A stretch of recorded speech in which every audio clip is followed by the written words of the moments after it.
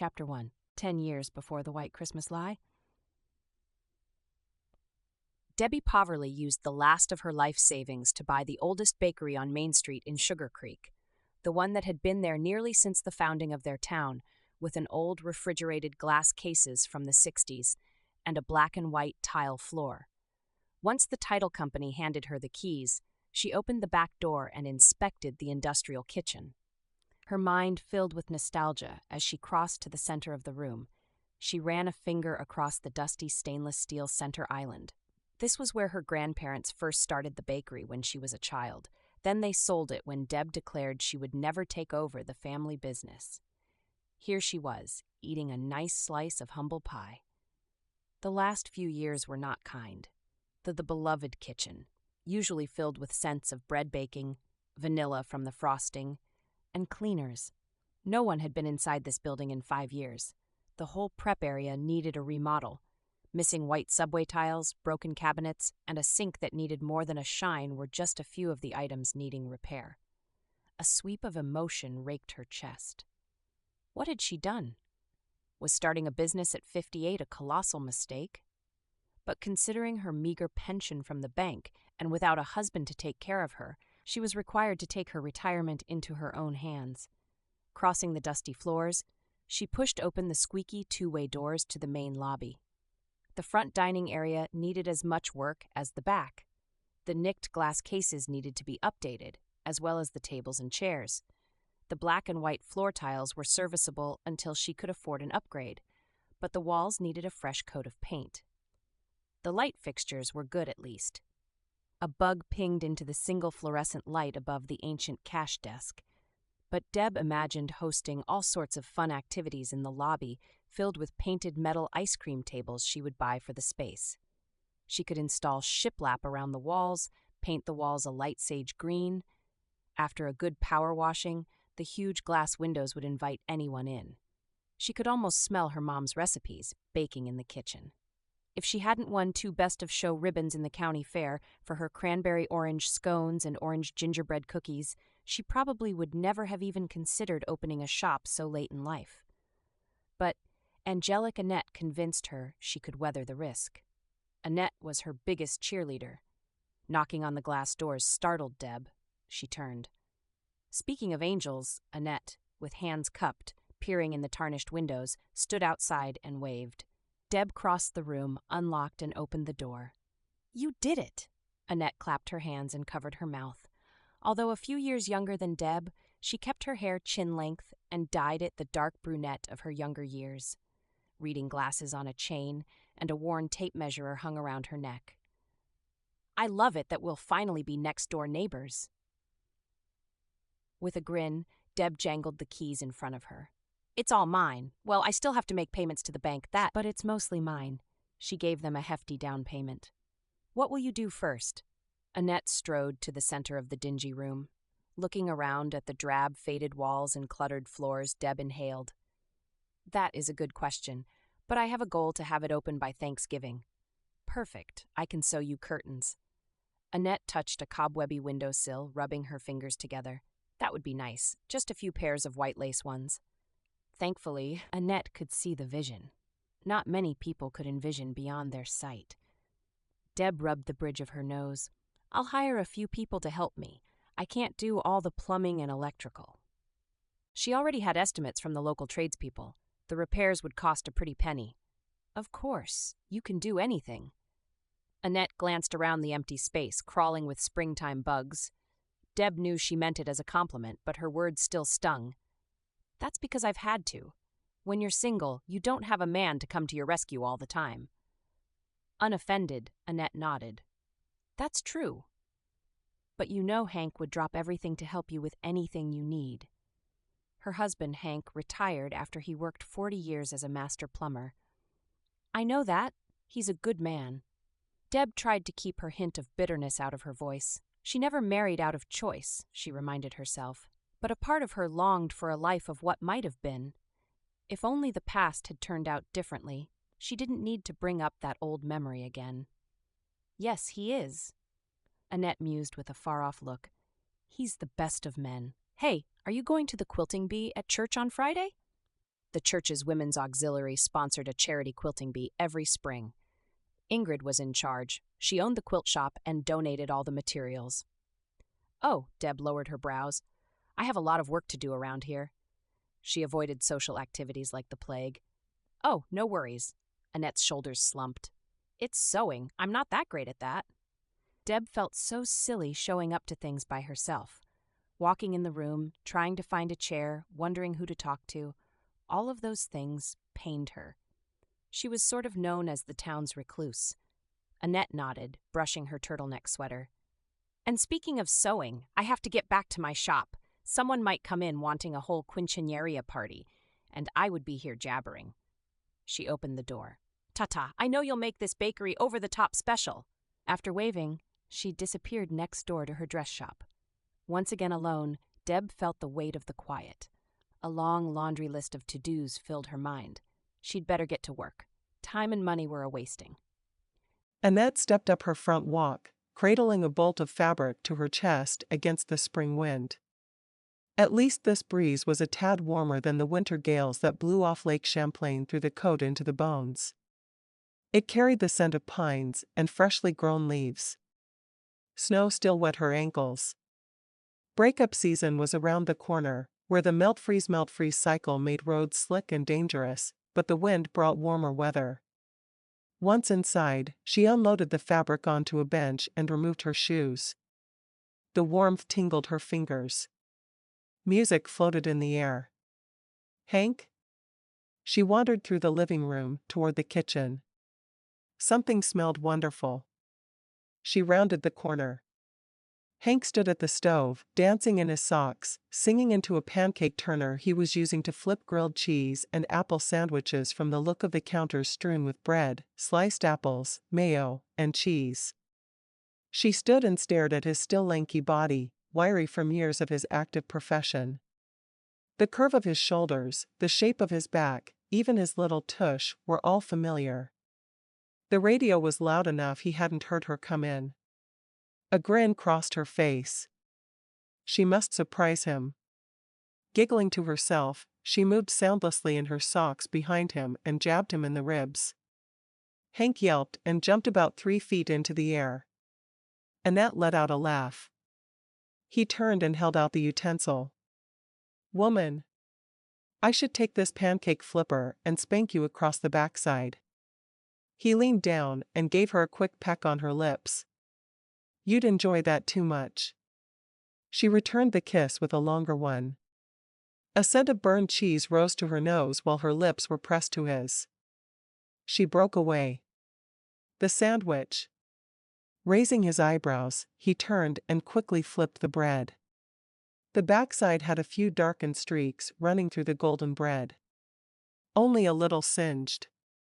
He pointed to the wooden table in the kitchen. Sit down, and I'll bring you a hot fresh one. As long as it's not burned. Annette lowered the volume on the radio and pulled out 2 plates, one for each of them. The only thing that could distract me from food is you, baby. Hank flipped a sandwich onto her plate. With her elbow, she pointed at him. I know that's not true. You also get distracted by baseball, hunting, and golf.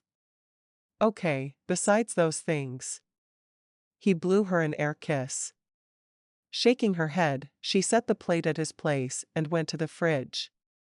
She didn't even have to ask if he wanted a pickle. His every habit had been imprinted on her in their nearly 40 years of marriage. In fact, their anniversary was coming up. 35 years. With a fork, she fished out a pickle and placed it on his plate. Then returned for her sandwich. She always served him first. He glanced over his shoulder at the table where the pickle and sandwich waited for him. Oh, I see, you wanted the fresh hot one. He flipped the latest sandwich onto her plate. I already got me a fresh hot one in you, baby. She carried her plate over while he turned off the stove. Even after all these years, she still loved flirting with her man. Sure, time turned his blonde hair gray. Wrinkles around his eyes and mouth told of years of stress from running his own business as well as the years of laughter they shared. They sat, said Grace, and dug into the creamy melts. The crisp apple and gooey cheese spread through her mouth like a dream. Our anniversary is coming up, she said, reaching across the wood table to the center where the paper napkins were nestled between the salt and pepper shakers. Oh, is it? He looked at his watch. She rolled her eyes. After all these years, you know it's May 15th. She bit again into the pillow of bread surrounding the mellow cheese, complementing the sharp tang and crunch of a Granny Smith apple. Sigh. So it is. Licking his lips, he held up his steaming sandwich. And it's your birthday. She wiped her face with a napkin. Hey, what do you know? He took a bite, chewing. Actually, I have something special planned, he said around his food. A tingle of anticipation brewed in her. Hank always had something interesting planned. Well? He slid his gaze over to her, but only chewed. He always kept her in suspense. What about a vacation? His eyebrows bounced in his forehead. What do you mean? I mean, we take some money from our savings and go someplace sunny and warm, like the Greek islands, or take a cruise to the Bahamas. She set down her sandwich. That sounds nice, but what about my shop? What about your shop? He took another bite. I can't leave it. He shrugged. So close it for a few weeks. He took a bite. But we'll lose money. He finished chewing. What's a little cash? Annette sighed. This was the only problem with Hank. He wasn't good at tracking money. As most of their income was sunk into his business, which he still couldn't sell, most of their day-to-day money came from her dress shop, meager and humble though that was. Thankfully, the house was paid off, and the cars were used, but still, a week or two off from work could devastate their finances. I don't think we could take a whole month, maybe just a week. Hank crumpled his napkin and worked his tongue around the crowns in his teeth before he spoke. When are you going to live your life, Annette? You've devoted all your energy to making that store go. He didn't ask it, but the question hung in the air just the same, a question he'd asked in 1,000 other arguments, 1,000 other accusations. Was it worth it? A pain launched through her heart at the old bone he picked. Hank hated her shop. Annette always mourned that she couldn't have kids. When it became obvious that her mothering skills would never be put to good use at home, she taught home economics at Sugar Creek High until it got voted off the curriculum for more important skills like computers and statistics. For a few devastating months, she was lost, wondering what to do with all her sewing skills. At first, she went crazy being home alone. All her other friends at church were busy as mothers and grandmothers, and she was dusting an empty house. Her uselessness consumed her. She had no purpose, and it nearly killed her. Then Deb started talking about running her own business one day. And Ingrid was successful with her quilt shop. And Colleen had her own salon. Annette wondered, could she open her own dress shop? A new energy invigorated her at the idea. From the years she helped her husband manage his plumbing business, she knew how to create a business plan. She wrote one out on a pad of paper, tweaked it, revised it again until she had something she was proud of with goals, marketing, and even a location. But she had yet to tell Hank. Every time she brought up how bored she was at home, he dismissed her insistence that she was useless and arguing she was a great support for him. Of course she was. She did all his accounting, but could she also serve the community with her talents? Finally, she pled with him to let her try. Hank kissed her and nodded and said he would support her as she had supported him. She got a small loan from the bank and opened a dress shop, first making wedding dresses for her high school students she'd built a relationship with and then prom dresses for newly minted teenagers. Her personality jived with the local kids in town, and they loved that she could do their custom ideas without being charged an arm and a leg. Still, she was lucky her store remained solvent. But it became more successful than Hank's plumbing business. Perhaps Hank secretly resented her working after he had a forced retirement after his minor stroke, and he still hadn't been able to sell his own business. Or maybe he hated that it took over their home. She glanced around where beads filled boxes, and tulle, satin, lace, and organza filled shelves. Savoring her last bite, Annette reached over and patted his hand. "We can do something nice without leaving Sugar Creek." He drew his lips into a straight line, clearly not happy with the statement. "Yes, we can." He loved the small town he grew up in. Annette was a transplant, coming only after they were married. But she grew to love the verdant hills, the changing of the seasons, the quietness of winter, and the anticipation of spring. "Lots of tourists come to see Sugar Creek." "Yes, they do." He nodded, looking disinterested in the conversation. "We could even rent a room at the bed and breakfasts in town." At last, she coaxed a smile from him. There, she diffused the bomb for now, but this conversation, the old arguments and emotions wouldn't go away anytime soon. Chapter 2. Blocking her ears with her hands to dampen the sounds of the demo crew knocking off the old white tile, Deb pored over her plans on the stainless steel island in the industrial kitchen at her bakery. Why did timelines always take longer than planned? She even planned on doing most of the painting herself. Not the ceilings. She couldn't reach the 10 or 12 feet up, but she could do all the rest. The demo crew smashed the tile, which turned into powder, and small, sharp chunks flew at her when they hit extra hard. The electrical had to be upgraded to handle all the new ovens she planned to install. They had to get to the electrical behind the walls, so all the tile had to be removed, an expense she hadn't anticipated. And now she would have to hire a tiler to replace the white ceramic. With that money gone from her budget, she couldn't redo the bathroom. She sighed, looking at the pedestal sink and old porcelain throne. At least it was the staff washroom. While the demo crew worked, she started with the shiplap in the front dining room. She cut the wood and affixed it to the wall. Across the top of the wood slats, she made a shelf that went around the wall to put seasonal decorations. She wasn't sure what to put up there. Maybe she could do Christmas trees in winter, hearts in February, greenery in April, etc. Right now, she had to keep her vision strong because seeing around the dust and debris of all the construction challenged her optimism. Hank came in to update the plumbing. She followed him into the kitchen to supervise as he removed an old cast iron and porcelain sink. "Thank you so much." Deb insisted on paying him what he was worth, but Hank wouldn't have it. He was retired, he told her. But Deb knew Annette's store produced the majority of their income right now. But this is really too much to do for nothing. She would just pay Annette later. Nonsense. Having you near Annette will be fun. He grimaced as he moved the stained white beast away from the wall.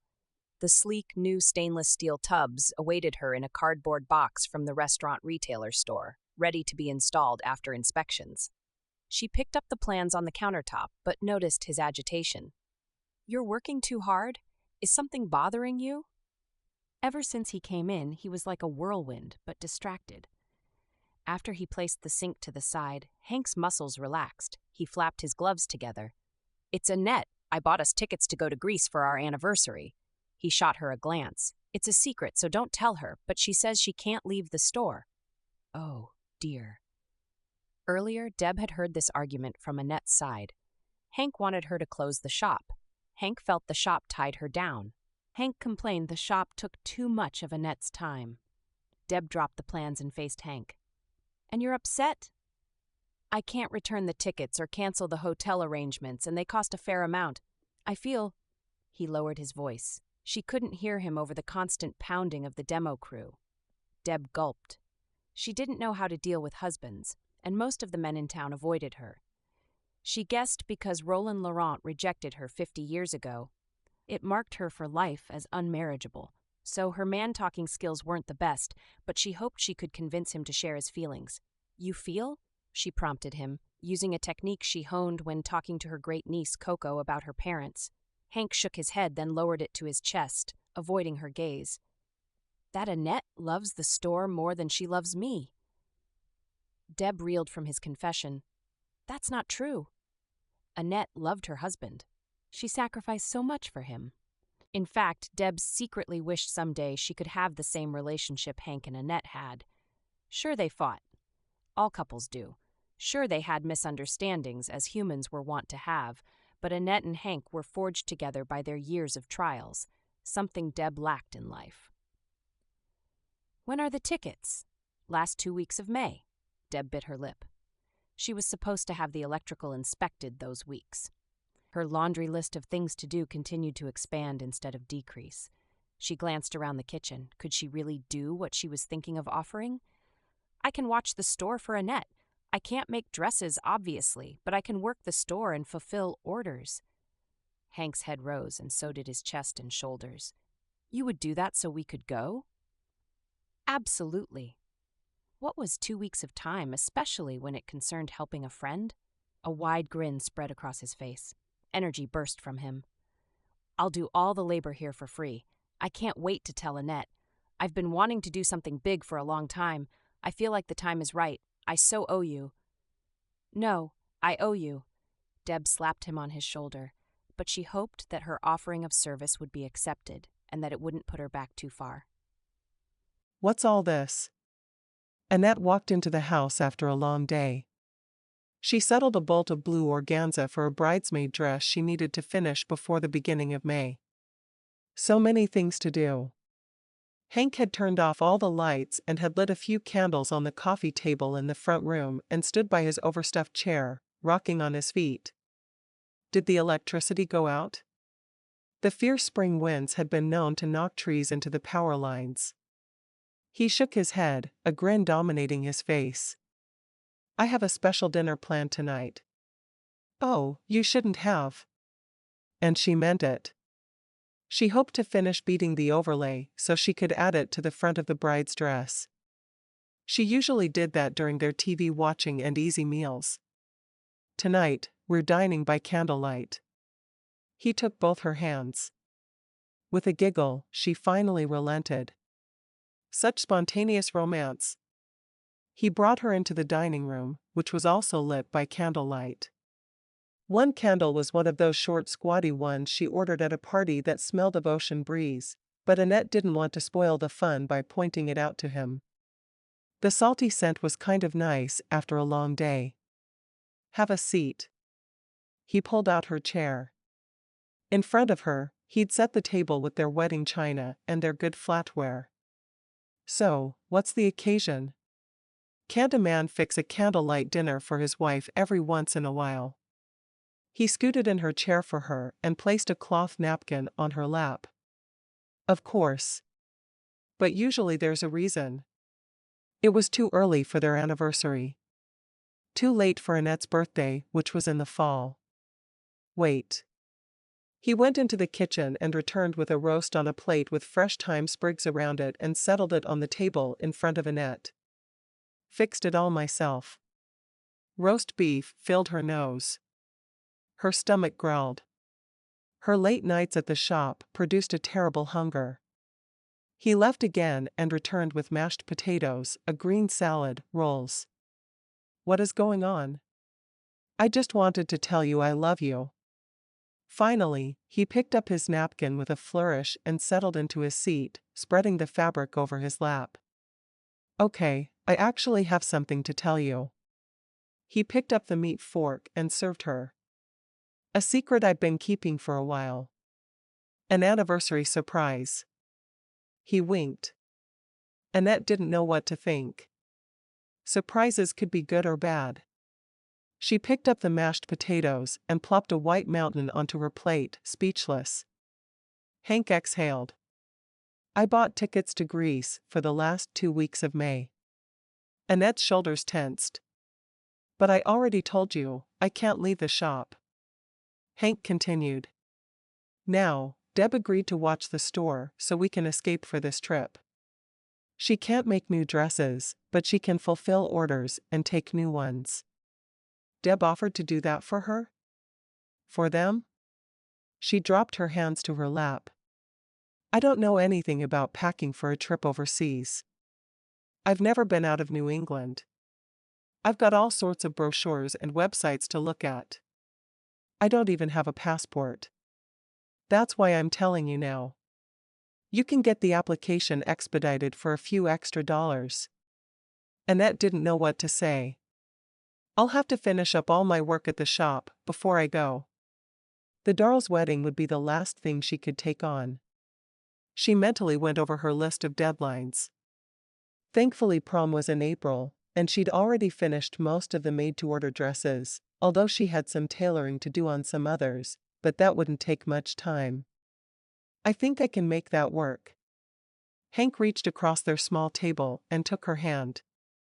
The warmth and the familiarity of it filled her heart with love. But that means the next few weeks will be terribly busy at work. I know. I'll have to work late to get everything done and maybe even bring work home. That's fine. Excitement grew in his face. She couldn't disappoint him. All right. Let's go to Greece. He stood, nearly knocking over his chair, and flew around the table. He bent to kiss her. Thank you. I'm excited. But the dread of an overwhelming work week burdened her. This vacation would feel so good after all the crazy hours she'd have to put in to take off 2 weeks. Greece had better be worth it. Chapter 3. More setbacks plagued Deb at her bakery. Of course, she laughed at the shop, now in complete disarray. The walls were open to the studs in some places. The sink was still not reattached because the inspector had a few delays in his schedule. Nothing ever went as planned. She stood in the lobby, hands on her hips, wondering how she would get this done by Thanksgiving. She needed more than a little help. At least the shiplap was up and painted. Now she needed to paint the walls above it. She'd leave the kitchen to the professionals. The lobby dining room she could make as pretty as she wanted. This was one place where she felt like she had control. Hauling a ladder from the back, she set it up, placed plastic all around the floor, and grabbed a roller to reach as far as she could. The professional painter would come next week to do the ceiling, so she had to get all this done before then. She opened the can of paint, stirred it, poured a few inches into a large yogurt container, and started up the ladder. Why did everything take so much longer now at 58 than at 48? She climbed to the top. She looked down. A fall from this height would kill her. She moved down a few rungs and started cutting in above the shiplap. She'd save the cutting in at the top for the professional, too. It wasn't worth tempting death. While she painted, her mind wandered. Would this venture pay off? Or was she completely jeopardizing her future by dumping her life savings into a business that won't be successful? The phone rang. Luckily, she installed a phone in the front lobby, too. Cordless. She climbed down and grabbed the phone off the hook. Hello? Sweet Sweet Bakery. She might as well get used to answering like that, even if technically she didn't have anything produced yet. Aunt Deb. Deb stood straighter. She recognized the voice. Coco? How are you? Awful. Deb could hear the emotion in her voice. Coco was only about 13. What's going on? My parents are moving to South America to become missionaries. Although she didn't agree with her nephew's decision to become a musician, Deb couldn't object to him wanting to spread his love of his religion through music in a country so burdened by hardship. That sounds like a worthy endeavor. Oh, sure, but they'll ruin my social life. Deb laughed. How much social life can a 13-year-old even have? She had no idea what people could do to a reputation in just a few days. Oh, you'll have so much fun. You can learn Spanish and see a different culture and people. I'm not worried about that. I won't get to go to high school and do prom and homecoming and be the queen like you. Her voice flattened. Oh, I wasn't crowned homecoming queen. But you have that tiara. That was from something different. A pain squeezed in her chest. A flash of memory of her in Roland's arms pained her.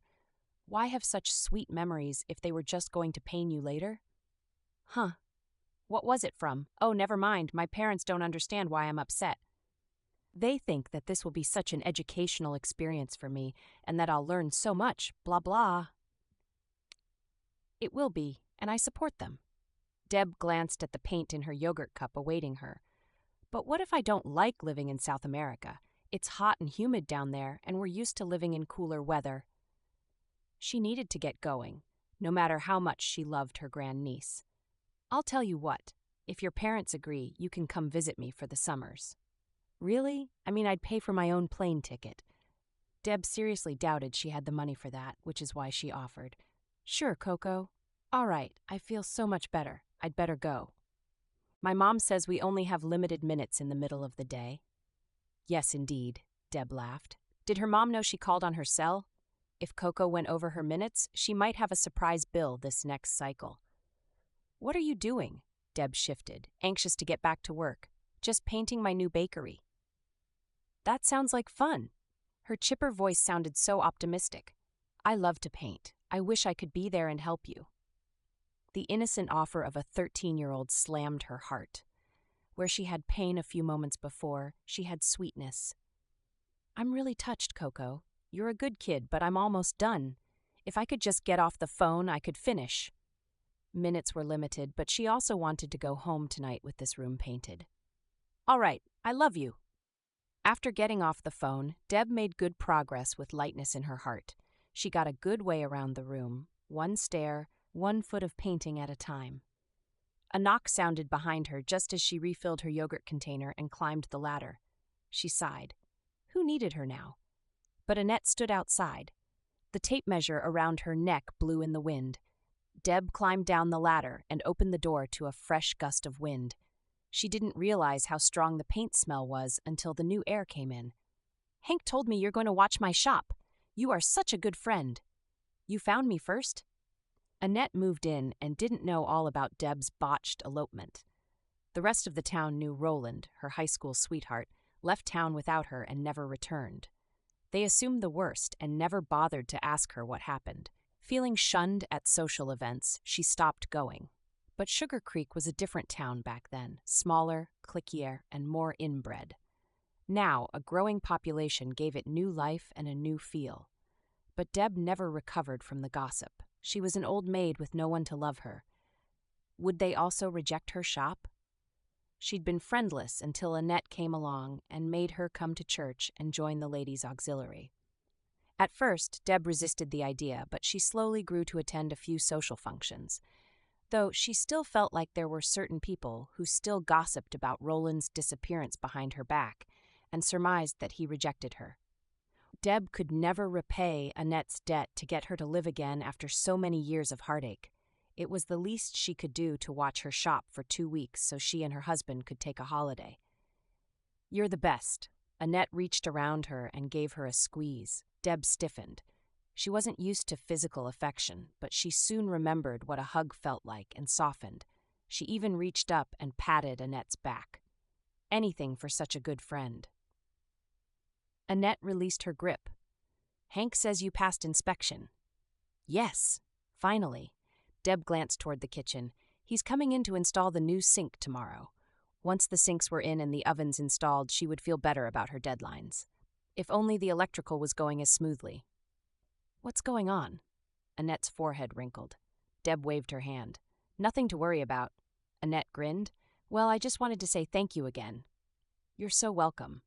And Deb meant it. Watching the shop for 2 weeks wasn't the worst setback she'd had. Discouragement and doubt crept into her heart again. "I'll let you get back to the painting." Annette examined the walls. "It's looking amazing in here. I can totally see it now. Families and friends filling your parlor, eating all your great creations." Deb warmed. Discouragement faded. Everyone needed a cheerleader in their life. Annette was hers. "Thank you." Deb saw her out and went up the ladder again. Maybe this venture would actually work. On the night before their early morning departure, Annette worked later than usual. Her eyes blurred and her head ached. What time was it? She glanced at the clock. 11?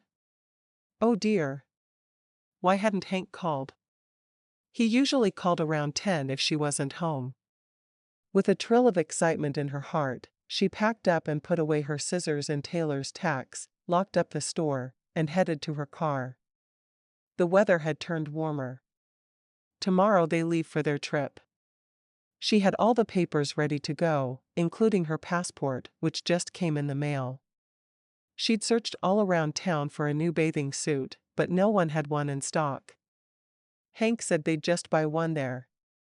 She could imagine them on the sandy beach, soaking up sun.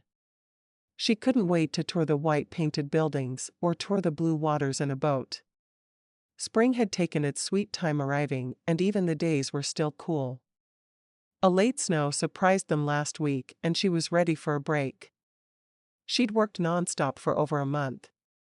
Now she could leave her clients in the capable hands of Deb and have a carefree vacation. She drove home with these happy thoughts on her mind, tired, but happy. At home, the porch light wasn't on. Odd. But she hadn't much time to think about it. Maybe Hank was so distracted by packing, he forgot to leave it on for her. She opened the front door. No lights were on. Had Hank gone to bed? Was he mad she'd worked so late? She'd hate to start the vacation with a fight. He knew she had to finish up her work before leaving. Her clients' deadlines couldn't wait for her. Dresses didn't sew themselves. The house was eerily quiet. Wind howled outside. The sound of a distant wind chime sounded. She flipped on the light in the front room. Her giant suitcases were by the front door. But where were Hank's? Maybe he had some last-minute packing for their early flight and still had them in the bedroom. She went down the hall quietly so she didn't wake him, in case he slept. Creaking open the bedroom door, she felt resistance. Something kept the door from opening all the way. She pushed a little harder. But it wouldn't move. Why would Hank put something in front of the door? Hank?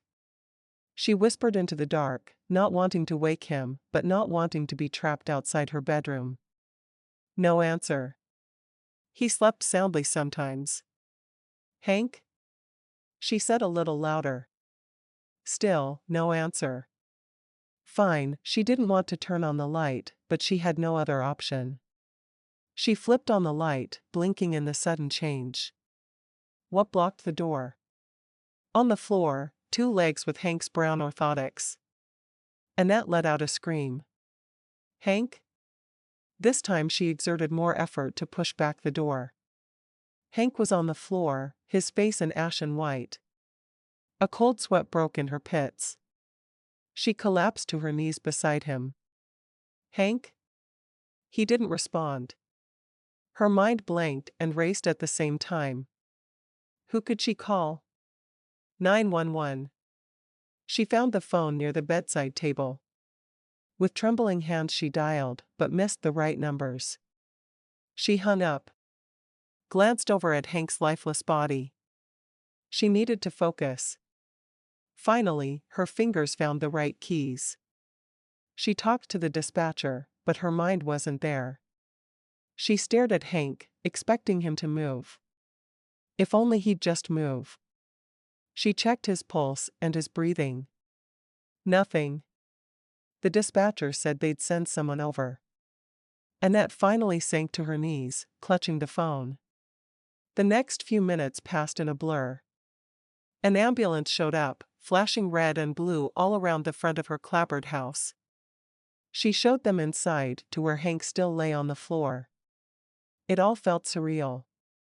Like she was watching a movie about her life, but not participating. And yet, she was. One of the paramedics checked his pulse and breathing again. I'm sorry. He's gone. Annette's knees gave out. Another paramedic supported her to the kitchen table. Tears didn't come. He talked to her about the next thing she should expect, but she couldn't hear it. They filled out paperwork together. Annette was still in a daze. They were supposed to leave for Greece tomorrow. She finally took a vacation. They had the hotel and flights all booked. They had a tour guide all booked to show them around the islands. Why had she put off going on vacation for so long? Is there someone you can call? Can someone come and stay with you? Annette glanced up. The question sliced through her thoughts. The paramedic sat across from her.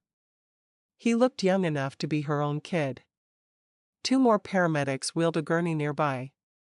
Hank's body was covered in a white body bag, a quilt over the top, but she could see the familiar lumps under the blanket. The image broke her. He was inside that plastic wrap, never to move again.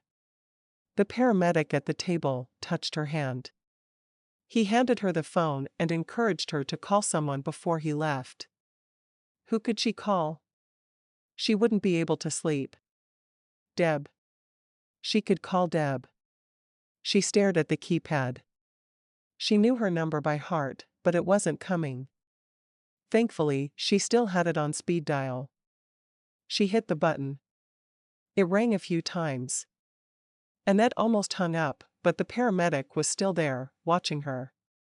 Deb finally answered, her voice deep and groggy from sleep. Hello? Annette couldn't find her voice. A large lump formed in her throat, blocking her speech. Finally, a little whimper pushed its way from her chest over her lips. Annette? Is that you? Has something happened? Hank. She sucked in air. He's gone. Deb's voice grew more confident.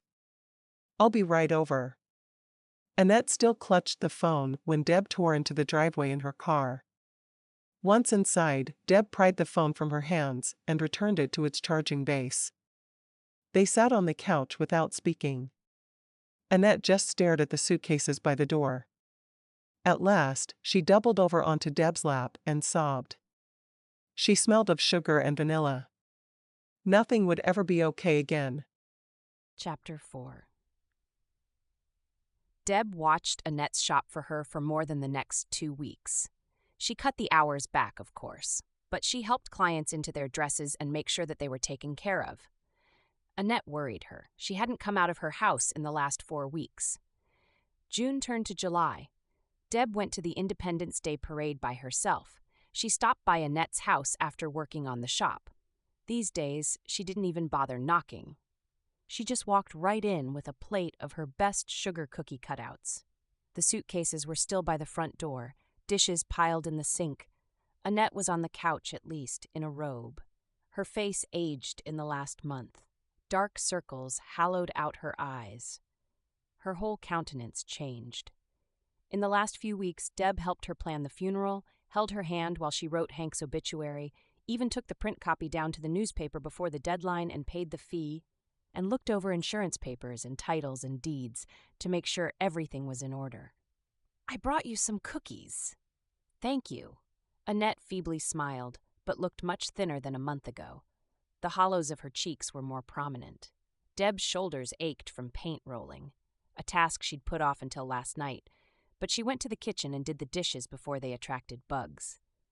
When she returned, Annette was nibbling on a cookie. These are good. Thank you. Deb baked when she was stressed. She was up until 2 decorating the happiest cookies she could conceive. Your shop will do well. She placed the half-eaten cookie on the plate. I hope so. If she could ever finish the renovations. What do you want help with today? With a trembling lip, Annette glanced up, her eyes filled with tears. I don't know. Deb nodded toward the suitcases still by the door. Want me to put those away? Annette shook her head. Leave them for now. Okay, no rush. When you're ready. Deb clapped her hands. I know, I'll make you a few meals to eat later. That would be nice. Annette sniffed. Deb went to the kitchen.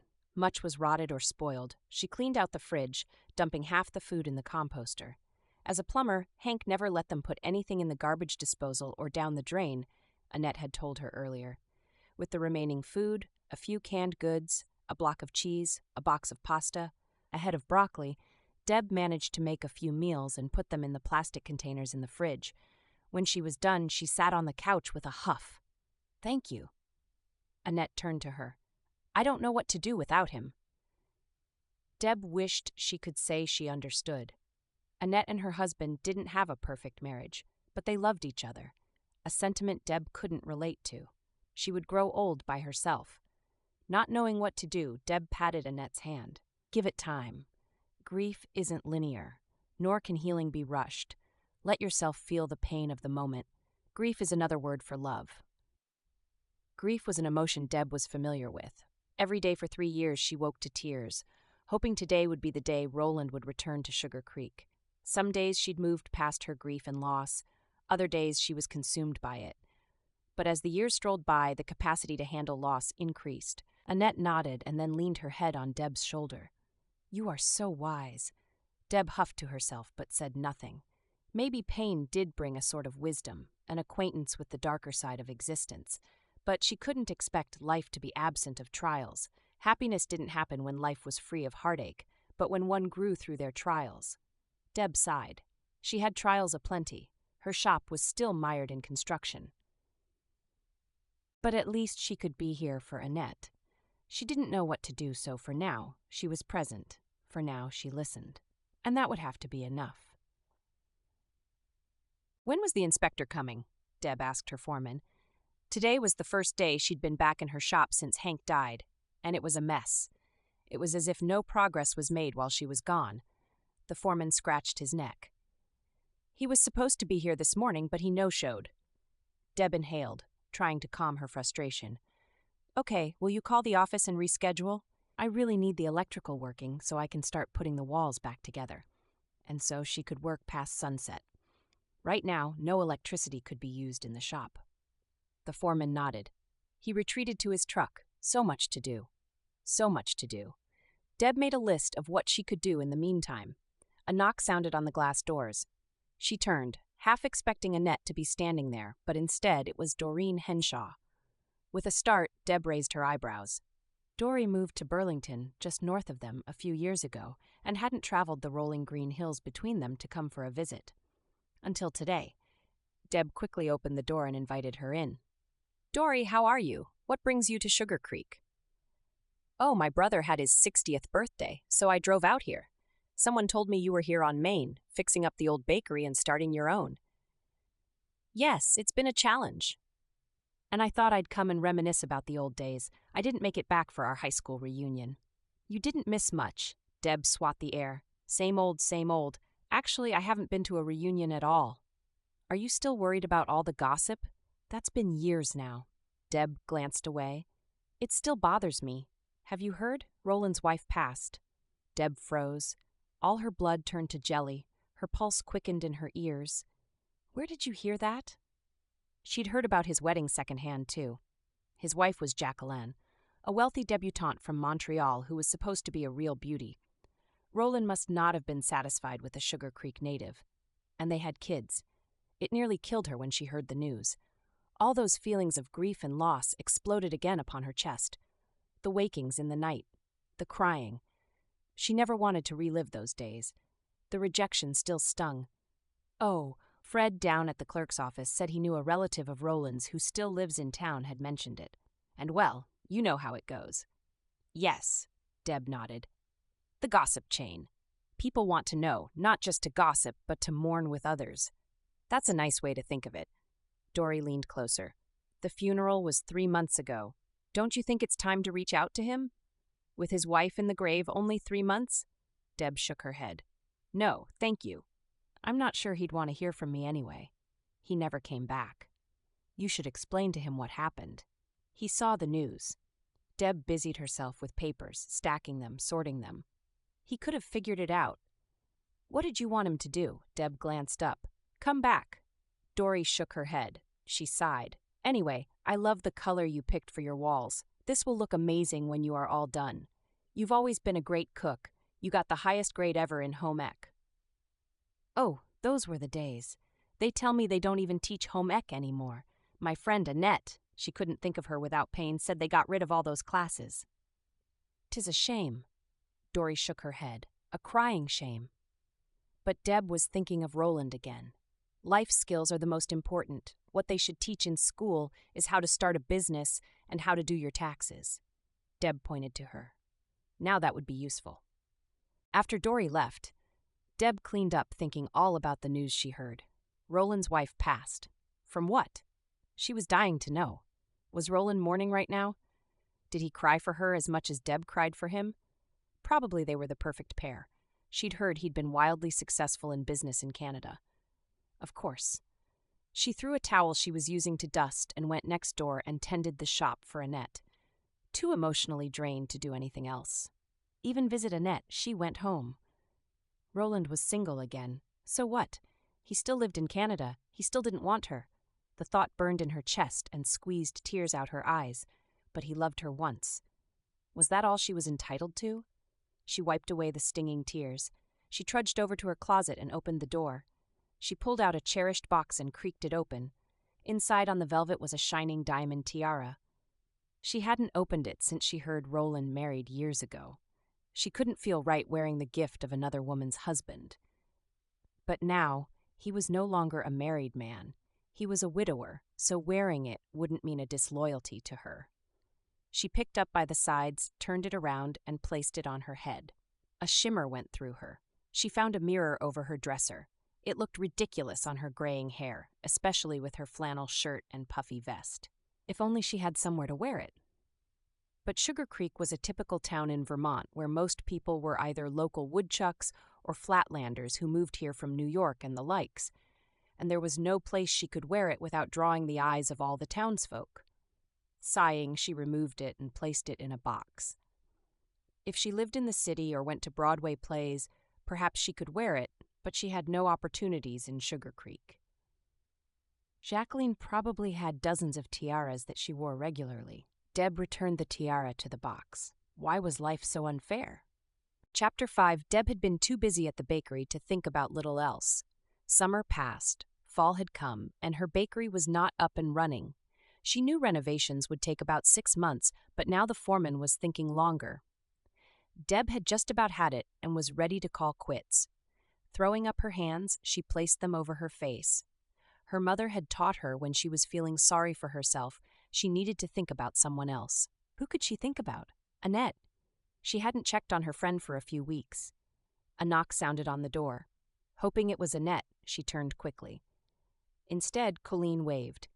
Colleen's hair was always perfect as she owned her own salon. She was one of Annette's friends, so Deb's friend by default. Deb welcomed her in and asked her to have a seat on a 5-gallon paint bucket. I haven't bought furniture yet for the dining area. It's all right. I just came to see your progress. It looks good. I can't wait to see it when it's finished. Deb stood with hands on her hips. Me too. I'm beginning to wonder if it will ever happen.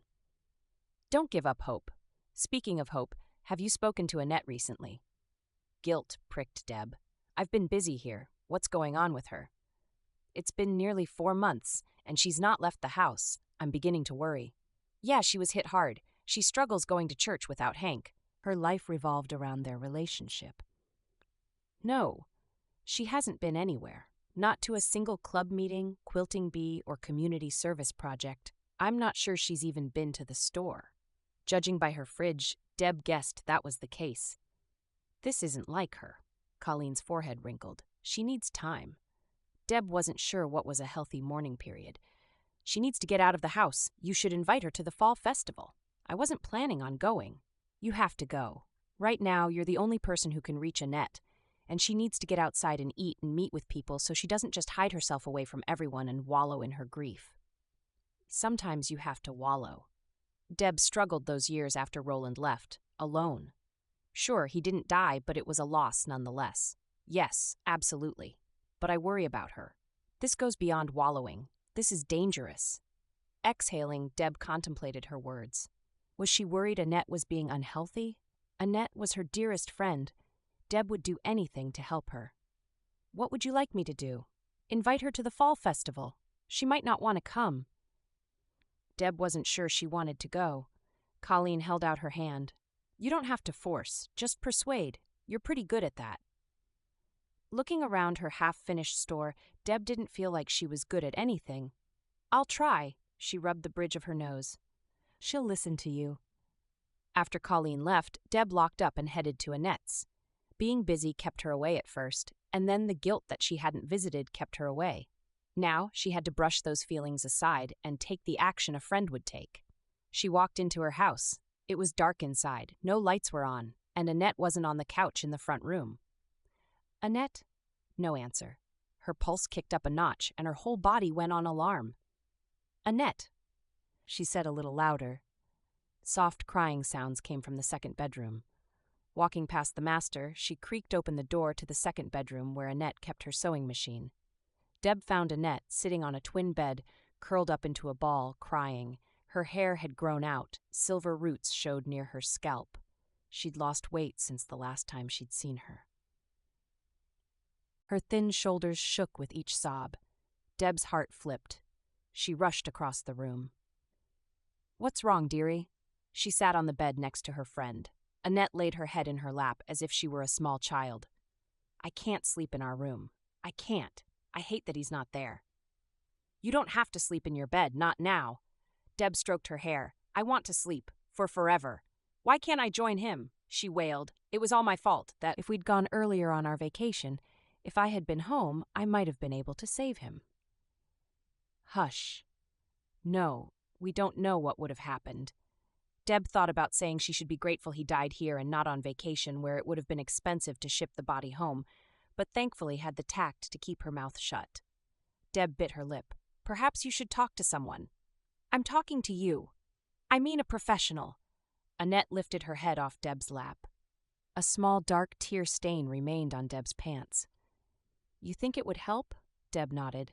"People are trained to help you work through grief so you can be whole again." Annette settled her head again. "I'd never thought about it. Promise me you'll see someone." Deb felt the warmth of her head through her work pants.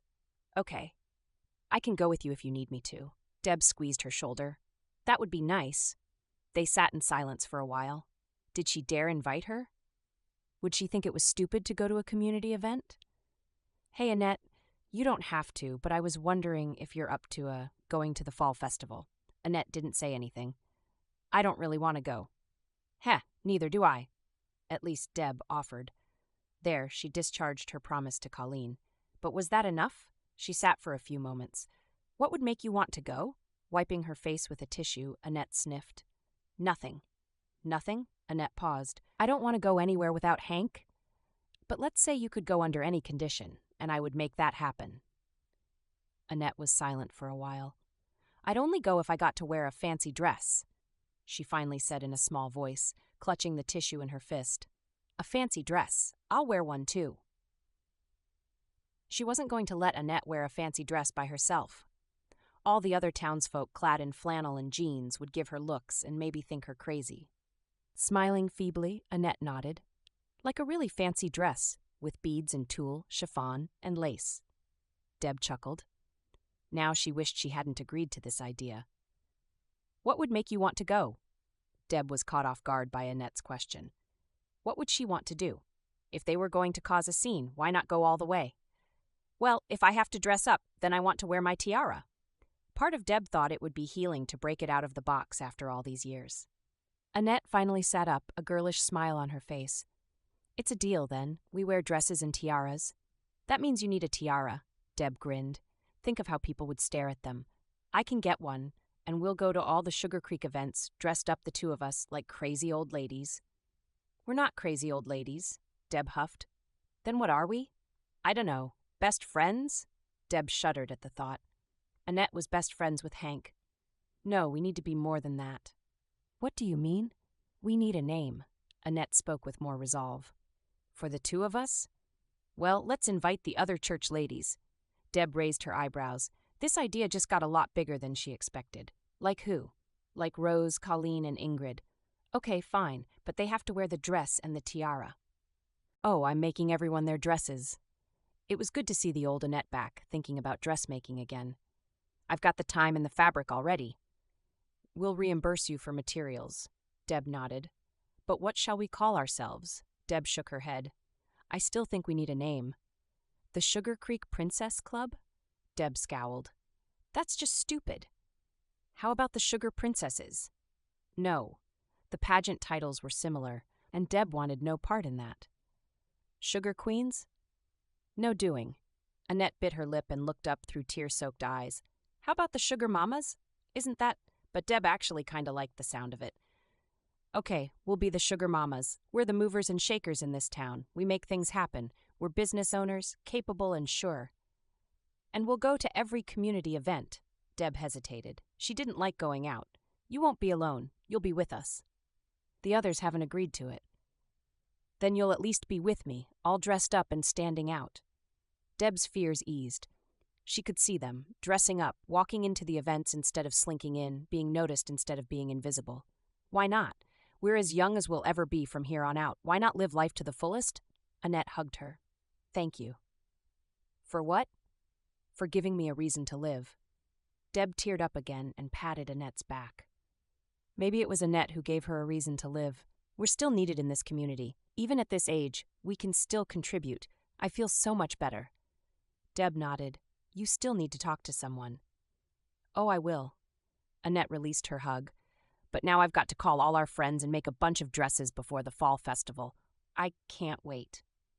Annette bustled out of the room. Deb sat on the bed. What did she just commit to doing? 2 weeks later, Deb slid into her girdle and shimmied her gummy midsection around until it was smooth. For a woman of 58 or so, she didn't look half bad. She picked up the dress Annette had made for her. The hand beating was exquisite. The fabric felt both light and heavy in her hands. She ran her fingers over the bodice before sliding it over her head. No one was there to help her with the clasp. She had to do various yoga poses to zip the thing up. But then she turned to look at herself in the full-length mirror. Not bad. Her hair was gray. Her boobs sagged. The area under her arm wasn't as tight as it should be, but the sleeves covered it up. She put on her elbow-length gloves. She found a pair of paste jewelry earrings at the thrift shop, then put those on. All that was left was the tiara. Reverently, she went to her closet and cracked open the box. The scent of the red velvet brought back so many memories. She hadn't worn the tiara in public since Roland got married. Now she was free. She lifted the heavy thing out of its case with a tear in her eye. Gulping around a lump in her throat, she placed it on her head. Supreme power and emotion ran through her. She was worthy of this tiara. Unlike the metal and cubic zirconia ones the other women wore, this one was real diamonds. No, she thought to herself, the tiara was worthy of her. She was a valuable member of society. She contributed, and she still had more to give. Trembling, she gathered her other items, her shoes, her handbag, a silk wrap. She felt stupid all of a sudden. What if she showed up and no one else was dressed up? What if Annette chickened out? What if the other women said no? Deb plucked up her courage, nodded to herself in the mirror, and headed out the door. At the community center, she parked the car. She glanced around, holding her breath. Everyone else was wearing a typical fall garb, flannel, a windbreaker, boots, and jeans. What was she doing? With an inhale, she popped open the car door. At first, she walked confidently toward the community center, ignoring the stares from the other people. They were probably whispering about her, too. Were they talking about how Roland left her? Were they rolling their eyes, speculating that she was just trying to reclaim her youth? Deb was nearly in tears as she reached the doors. She should just go home and change. With all her strength and courage, she opened the door. There, in the middle of the foyer, were a dozen or so women dressed in Annette's gowns. Each had a tiara on her head, bling at her ears, and elbow-length gloves. They laughed and talked amongst themselves. When they saw Deb, they threw open their arms. "You look amazing," one said, but she didn't catch who it was in the crowd surrounding her with smiles. "I love that tiara," another pointed. "You look at least 20 years younger." That was Annette, who linked elbows with her. Deb's heart swelled. Ingrid, who owned the quilt shop, grabbed her other elbow. "Isn't this so fun?" Deb looked around the women, glowing with intense joy. They weren't too old to enjoy themselves. They still had much more to give to themselves and to this community. The mayor stopped by. "Good evening, ladies. Why so dressed up tonight? We're going to dress up for every community event and support our town. We're calling ourselves the Sugar Mamas." "That is marvelous." He grinned the smile that won him the election. "Oh, I have an idea. Why don't you accompany us in our parade tomorrow?" "We'd love to." Deb said it. She didn't mean to get so caught up in the action, but she finally found her place among her peers. The women walked into the festival, arms linked. Deb had never felt so strong or so powerful. This was the power of sisterhood. Chapter 6. Deb knocked on Annette's door, clutching an invitation to the grand opening for her shop.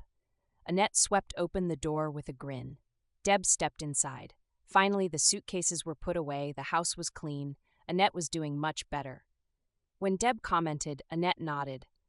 "I've been seeing a professional who helped me work on my feelings. And the pastor helped too. I still have moments of sorrow, but it's not so overwhelming anymore.